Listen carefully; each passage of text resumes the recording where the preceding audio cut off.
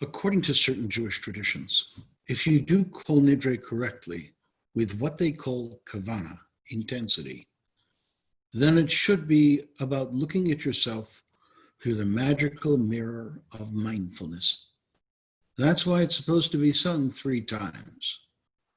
First for revelation, then confrontation, lastly, resolution. Each time it's a little louder, each time sung more expressively. First, revelation, softly.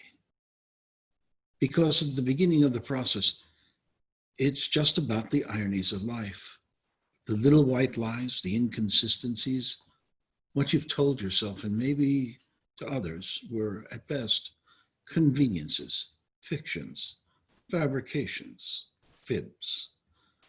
And then there's the realization that it's no longer what you've become that's important, but who you've become. And really, truthfully, do you like what you see? Second time, sung a little louder. Confrontation. How authentic have you been? The ancients say that meaningful life is all about reputation, that it's not always about being right, but being kind, that it should never be about how cunning and how clever you are, but how good you can get. Third time, last time, it's sung loudly, because it's all about resolution. We don't have to have the answer. We don't have to have the fix. But we can resolve that we will struggle with it honestly this time around. It's no longer about live and let live. Something has to change. And if it ain't broke, sometimes we've got to break it in order to think outside the box, get a new perspective, shake things up. Ironic, isn't it? Not that long ago, I wondered what suit I'd wear for this service. Then months ago, I speculated, why should I stay with the high holiday motif and just wear a white mask? Why not go bold with polka dots? But now, rather than being a slave to fashion, I'm not even going to tell you. I'm going to keep you guessing as to whether or not I'm wearing pants. Ironic, isn't it? Not that long ago, we were so afraid that there'd be a terrorist attack on any given kol nidre. For years, we got calls. Should I come to shul? Don't worry, we counseled. We've got the police with cars out front. We've got plainclothes cops inside. We've got dogs that sniff for bombs, metal detectors like in the airports at every entry. Don't be scared. Come to shul. We've got this. You'll be safe. Now we say, stay home, wear a mask, safe. Nobody's safe. And police, oh God, that's a different story. And perhaps it's ironic. This year, more than any year in my lifetime, it's not about the vows we vowed that didn't come true, but it is all about the complaining and the accusations and the unhappiness. A story. Of course, a story. You didn't think that I'd tell a story, but it's a Florida story. All about a grandma whose 4-year-old grandson has been cloistered by corona for weeks. She takes him to the beach, she lets him play on the water's edge, and as she watches in wonder, a large wave comes over and takes the little boy away. Oh God, she cries, bring my grandson back. As the next wave hits the beach, the little boy comes back with it safe and sound. The grandmother looks at the boy, looks at the sky, and yells, he had a hat. Who can blame any of us for complaining? The corona isn't fair. But then again, life's not fair. Sure, little kids don't know this, which is why little kids run around pointing out, usually quite loudly, every violation they spot against life's rule of fairness, until they learn that the only rule governing fairness is that there is no rule governing fairness.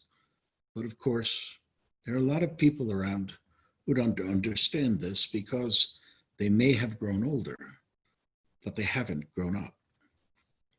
After all, this is the age of quick fixes and law and order, where every excess, every protest, every grievance, and every wrongdoing should take no more than an hour to be solved. That's why a lot of us tend to listen to the extremes, because they always seem to have immediate answers. They're the persona with the panacea, the extremist with the elixir, the radical with the remedy. Just ask them. They think they are the only ones in the know. Just ask them. They believe that they've got the truth with the capital T. But let me let you in on a little secret. The greatest evils of all time have been done by those who can convince you that they've got all the answers. Kol Nidre. When we're really real with ourselves, we see all the ironies. Here we are in an age where there's so much vulnerability, so many at risk, and just look at the beaches, look at the marches, the rallies, the riots, and then you'll see people who must be convinced that they are bulletproof. Maybe that's why the Marvel brand is so popular and superheroes are the rage. Because these people want to be and think they are invulnerable, that they've got superpowers. Well, I got a secret. Superman isn't really real. A story. And I heard it's a true story. Heavyweight champion Muhammad Ali, when in his prime, boarded a plane and the stewardess asked him to fasten his seatbelt. Ali looked up and said with a smile, "Superman don't need no seatbelt." To which the stewardess responded, "Superman don't need no plane." My rational self understands the psychology of the other side as well. A seemingly incurable virus that goes on and on. A pervasive racial divide that just doesn't go away. Can make anybody on any side of the political and demographic spectrum feel out of control. And when you lose control, and when you're restricted on guesses that may or may not be right, it causes fear. And fear is the dark room where negatives are developed. It immobilizes, it paralyzes, it makes us more than a touch self-absorbed. And there's this saying I've heard in Maine: don't curse the wind, trim the sails. You can't control nature and you can't fix stupid. We just have to make it all work for us. What did the economists say? A crisis is a terrible thing to waste. Can't change the facts on the ground, but you can bend them to your advantage and make our personal world, our institutional world, a better and more satisfying place to be. There's an old saying, you never ask a barber if you need a haircut. New saying, never ask a rabbi how to make his congregation better. We designed Shir Shalom to be a building that was warm, that was welcoming, and had a perfect feng shui. It used to be the ideal place for our people to go. Now it has to be an entity that goes to our people. So I challenge this congregation not to be just a building anymore, but to be different. What does the Torah say? I want you to be a kingdom of priests and a holy people. And here's how you do it. There's a tradition that every Jew, not just professional Jews, visit the sick, the endangered, the at risk, at least once a week. In Hebrew, it's called Bikur Cholim. Now, here's the thing. I'll even put skin in the game. I'll teach a course for our members to become Jewish chaplains, and I will challenge our rabbis and our board to form a chaplaincy corps who will reach out and touch those who are alone and in need. To be Jewish chaplains professionally, personally, with a Yiddish atam, a distinctly Jewish feel. Our board and our rabbis are going to call you, not for a contribution this time, but if you want to give, I'm not going to stop you. But they're going to call you for contacts, because this thing won't work unless there are people who are in need.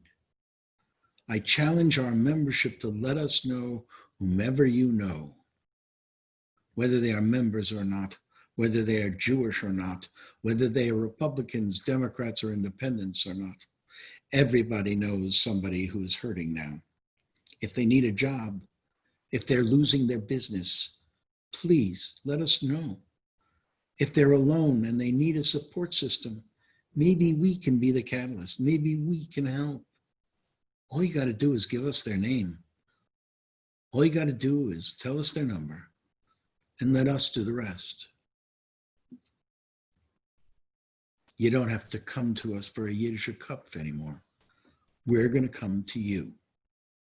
I challenge the rabbis and the board to create new Jewish Zoom courses for any member who wants it and to advertise the heck out of it. New courses that'll make you marvelous. And I'll put skin in the game on this one too. I'll teach a course on the great Jewish philosophers from Maimonides to me.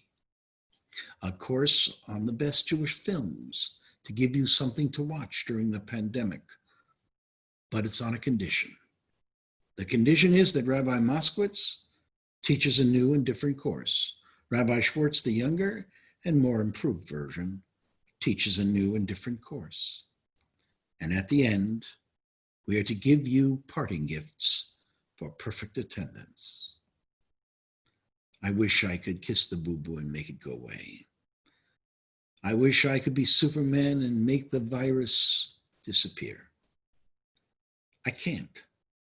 But if I'm going to go out, I'm going to go out in a blaze and have fun doing it. What I want to do in the middle of this Mishigas, I want to make Jews. I want to make memories. And I want to make me and my life better in the process. So Kol Nidre, this is my resolution. This is my promise. We may not be able to beat this virus, but I want us to have fun in the process by making this temple more than just a building, by making us more than just members, but partners, by making you more and by making me more. Because a crisis is a terrible thing to waste. So from Susie to me and me to you, Gamar Chatima Tova. May this craziness not get us down, but lift us up. And Gamar Tov, may we finish it well. Amen. Amen.